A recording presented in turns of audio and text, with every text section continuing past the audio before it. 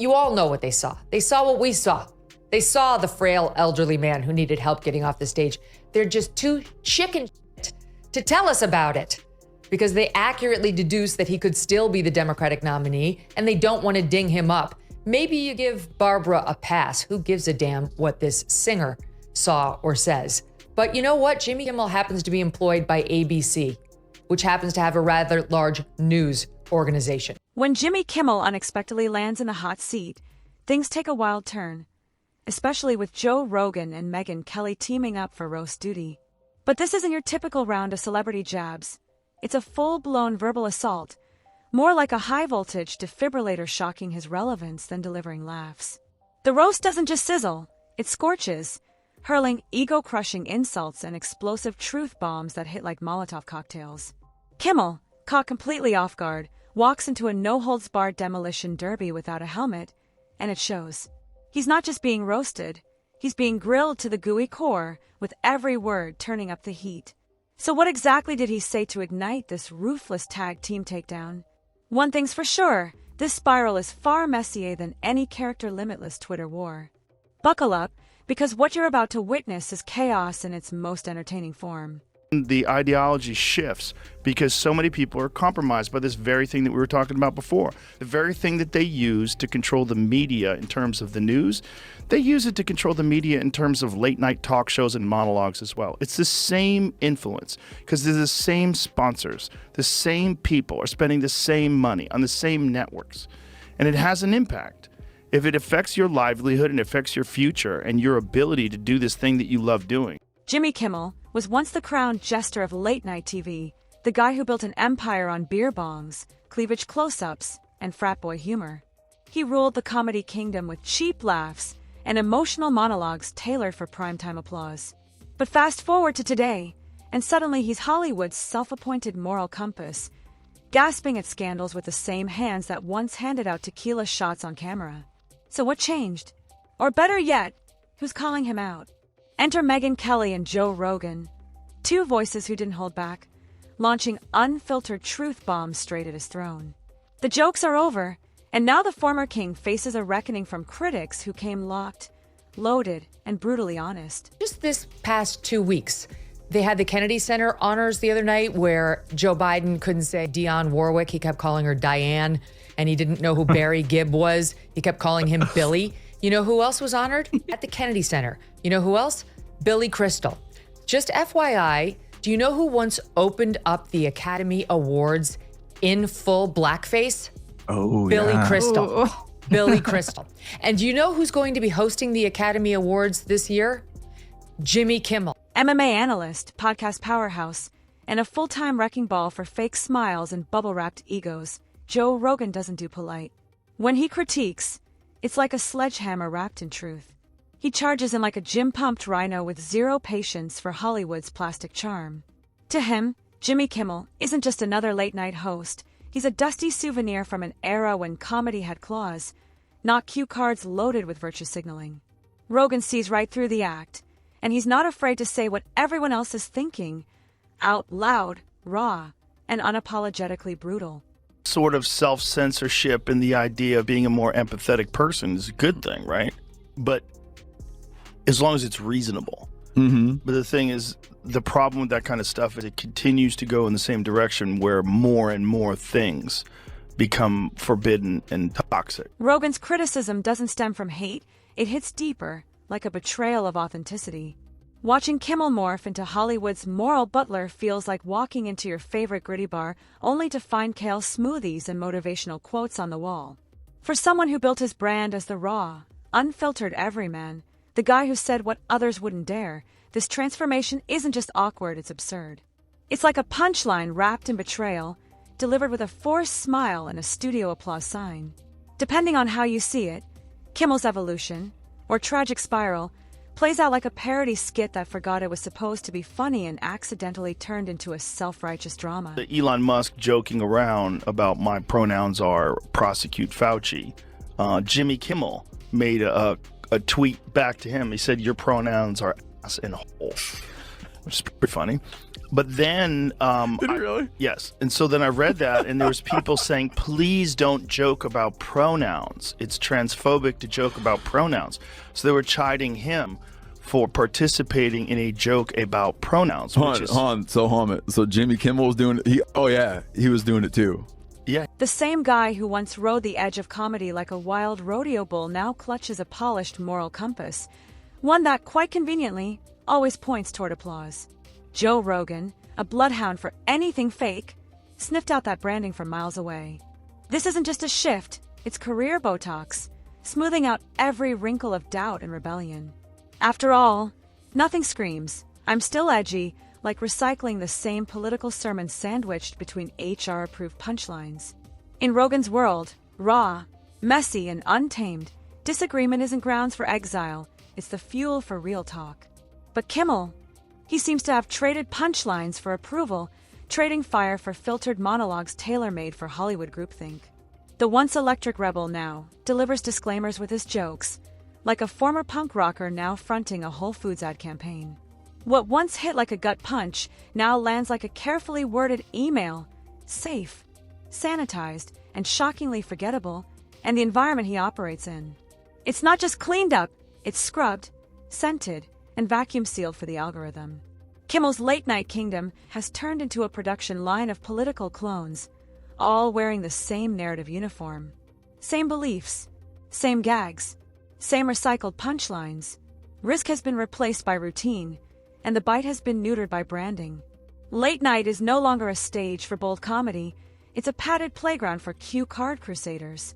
And sadly for Kimmel, he's not just part of the cast, he's the head babysitter. Sunday morning show with Stephanopoulos into the evening Academy Awards broadcast with Kimmel, and ABC elevating, the blackface lovin' Kimmel. They, at the same time, fired Chris Harrison, host of The Bachelor, for trying to defend one contestant on, The Bachelorette for saying, gee, I know I went to this antebellum party, a couple years ago. I guess I didn't see anything wrong with it. And all he said was, are we judging her by today's standards, or are we judging her by, old standards, whatever. He was basically trying to say, are we being too hard on her? Got fired. Chris Harrison has to be fired by ABC.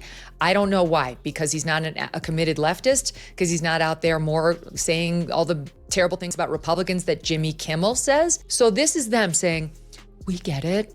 We're an ally, right? Cue the transition music and glide in with surgical precision. If Rogan hits like a sledgehammer, Megyn Kelly cuts like a scalpel. Cold, calculated, and mercilessly accurate.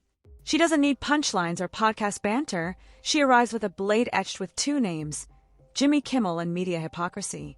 Laid out like a textbook case on her dissection table, Kimmel isn't just exposed, he's dissected. While Rogan sees him as a washed-up comedian, Kelly sees a polished sock puppet, a corporate mouthpiece whose conscience only kicks in when the stats and optics align. Kimmel's transformation isn't evolution, it's a pivot. Not growth, but a well-timed U-turn. Like a cultural weather vane, he stitched virtue into his jacket just to catch Hollywood's favorable winds. And that kind of selective empathy? Kelly isn't buying it, especially when it demands rage on cue and conveniently forgets its own past. The former king of crude now moonlights as the sheriff of sanctimony, but only when the badge aligns with network-approved values. Funny, isn't it? How redemption arcs always seem to kick in right before contract negotiations. Kelly peels back the curtain, exposing a man preaching morality from the very platform built on the antics he now condemns. And Hollywood, they're not clapping because they believe. They're clapping because he's still useful. Hypocrisy is alive and well amongst these sanctimonious leftists. From Kimmel to De Niro to Stephanopoulos, they want you to believe they're better than you, more virtuous, more decent. But we all know the truth. They lie. They sin. They do the very things they accuse you of and the things they say they would never do. Evil things. Like try to destroy people based on feigned outrage from which they spare their own side. The media loves a redemption arc, as long as the redeemed play by the rules. And Jimmy, he's not just in the choir, he's hitting the high notes like the lead soprano. But here's where it really gets juicy. Megyn Kelly peels back the glossy PR layers and surgically removes the publicist-written apologies. What she finds isn't a heartfelt transformation, It's a carefully calculated rebrand. Kimmel didn't escape the backlash prison with remorse. He earned his release by becoming a team player. This isn't about right or wrong. It's about staying on brand. Morality is now optional, but loyalty to the narrative? Non-negotiable. And so 2 takedowns emerge, striking the same target from different angles. Rogan sees a comic who's lost his bite. A hollow version of the rebel he once was, now addicted to applause and polished for prime time. Kelly sees something colder, a strategic reinvention, where Kimmel morphs just enough to dodge the next social outrage. Together, they form a cultural critique dream team. Rogan swings the hammer. Kelly files the report. The bitter punchline? The comedy is barely even part of the conversation anymore. The real joke is that there are no jokes. Kimmel, once the guy who shattered boundaries, now guards the fences he once tore down. His monologues feel less like comedy and more like a book report on safe ideas, tailored for sponsors, scrubbed for offense, and sealed in bubble wrap for late-night TV. They were saying that his tweet is transphobic. Do you think in that case, do you think that's him or a writer? Can't you tell? Jimmy Kimmel? Yeah. No, it's him, for sure. Okay. Yeah, that's definitely. good. That's a good one. He's a comic. Yeah, that's a good one. I mean, he used to host The Man Show. I mean, he's done some pretty outrageous shit back in the day. Yeah. You know, for hee-hees and haw-haws. No, that's a good joke on top of a good joke. Yeah, it's a good joke. But audiences tuned in to laugh, not to be lectured.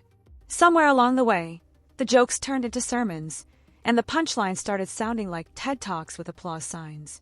Rogan and Kelly didn't let that slide. They pinned that absurdity to the wall like a warning label. The man who once thrived on irreverence now delivers scripted outrage with the composure of a press secretary. The rebel comic who once mocked hypocrisy, he's now running on autopilot. The rebellion is over. All that's left is a neatly packaged brand. And here's the delicious irony of modern media. The more Kimmel moralizes, the more fake it feels.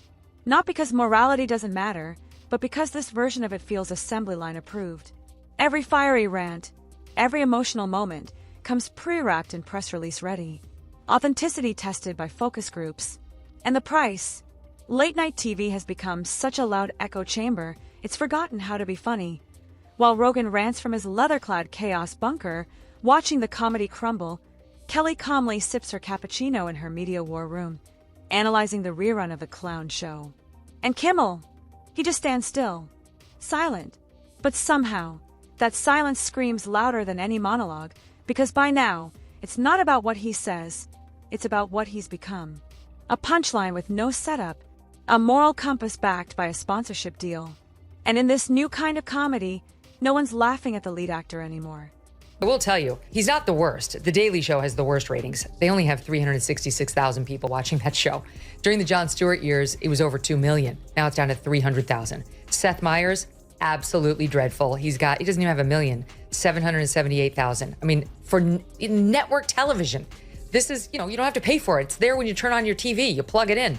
That's a dreadful number. Greg Gutfeld on cable, which you do have to pay for, it has more than double the numbers of Seth Meyers. Jimmy Kimmel, 1.5 million, averaging, also equally horrible. Rogan and Kelly didn't bother sending invitations. They crashed the party with blunt force and surgical precision. No polite debate, no RSVP, just a cold, honest look at Kimmel's act, and they called it for what it is, a scripted sitcom posing as late-night comedy. A sermon wearing a clown nose.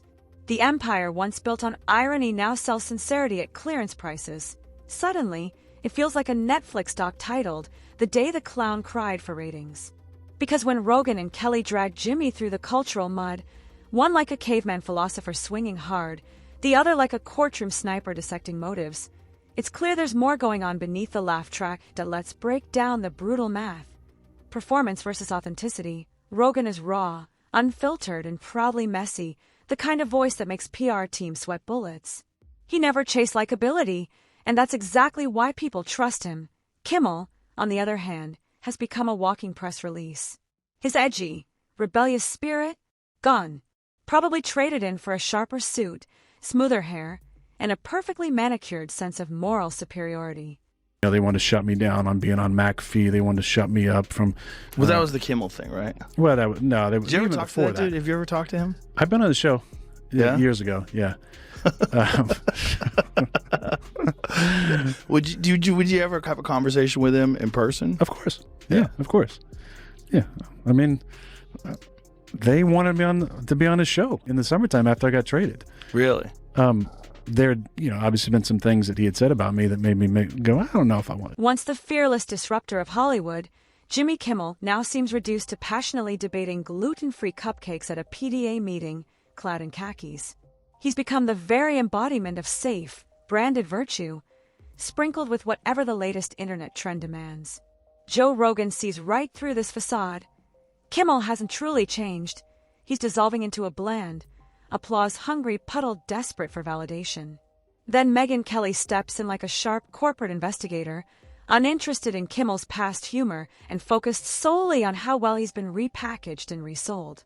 To her, this transformation isn't growth, it's moral Botox. Artificial, overly polished, and constantly in need of touch-ups.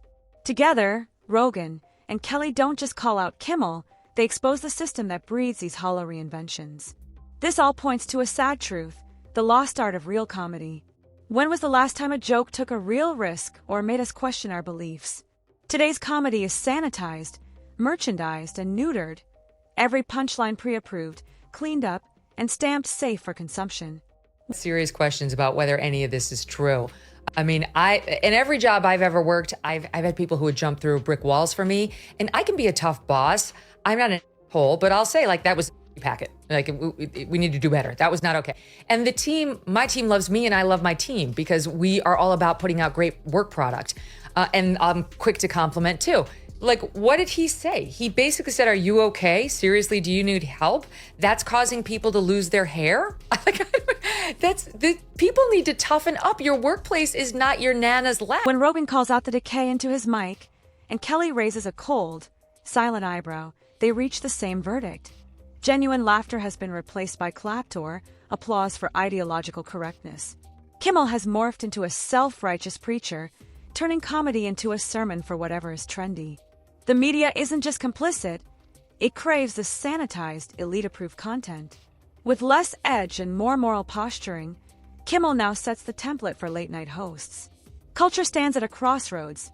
On one side are raw, fearless voices like Rogan and Kelly punching the media bubble, while on the other, the Kimmels glide smoothly in polished suits, selling rehearsed sincerity.